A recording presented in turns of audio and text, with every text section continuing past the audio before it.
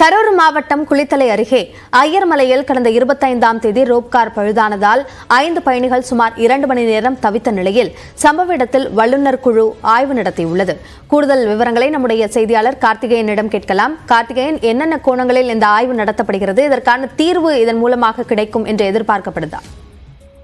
கரூர் மாவட்டம் குளித்தலை அருகே ஐயர்மலை ரத்தினகிரீஸ்வரர் கோவில் கடந்த 24ஆம் தேதி ரோப்கார் திறக்கப்பட்டு துவங்கப்பட்டது. இந்நிலையில் மறுநாள் 25ஆம் தேதியே ரோப்காரின் அந்த சக்கரம் தடம் புரண்டு விபத்து ஏற்பட்டதில் 5 பயணிகள் சுமார் 2.5 மணி நேரமாக சிக்கி தவித்தனர். இந்நிலையில் அதைத் தொடர்ந்து வல்லுநர் குழு ஆய்வுக்கு பிறகு மீண்டும் அமல்படுத்தப்படும் என தெரிவித்தனர். இந்நிலையில் இந்து சமய அறநிலையத்துறை கூடுதல் ஆணையர் திருமருகல் தலைமையில் 12 பேர் ஐஐடி மற்றும் வல்லுநர் குழுக்கள் தொடர்ந்து தற்போது இந்த இடத்தில் ஆய்வு மேற்கொண்டு வருகின்றனர்.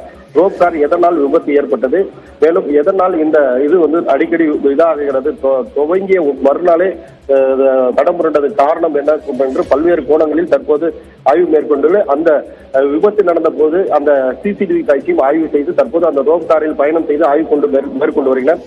குறிப்பாக இந்து சமய அறநிலையத்துறை கூடுதல் ஆணையர் திருமருகல், இந்து சமய அறநிலையத்துறை கண்காணிப்பு பொருளாளர் கிருஷ்ணசாமி, ஐஐடி தொழில்நுட்ப கல்லூரியின் பேராசிரியர் சுந்தரராஜன், அண்ணா பல்கலைக்கழக பேராசிரியர் சண்முக சுந்தரம், கட்டுமான ஆராய்ச்சி தரமணியை சேர்ந்த பழனி, அருள்மிகு தண்டாயுதமணி கோயில் பழனியை சேர்ந்த மாரிமுத்து மற்றும் கண்காணிப்பு பொறியாளர் பொதுப்பணித்துறை மணிவண்ணன் உள்ளிட்ட 12 பேர் கொண்ட வல்லுநர் குழு தற்போது இந்த ஆய்வு பணியை மேற்கொண்டு வருகின்றனர். ரோப்கார் எதனால் தடம் புரண்டது மற்றும் இதனால் என்ன மாதிரி விபத்துகள் ஏற்பட வாய்ப்பு இருக்கிறது, இதை எப்படி சரி செய்வது என உள்ளிட்ட பல்வேறு கோணங்களில் ஆய்வு செய்து வருகிறார். குறிப்பாக அன்று 36 கிலோமீட்டர் வேகத்தில் காற்று அடித்ததால் தான் அந்த விபத்து ஏற்பட்டதாக அவர்கள் தெரிவித்துள்ளனர்.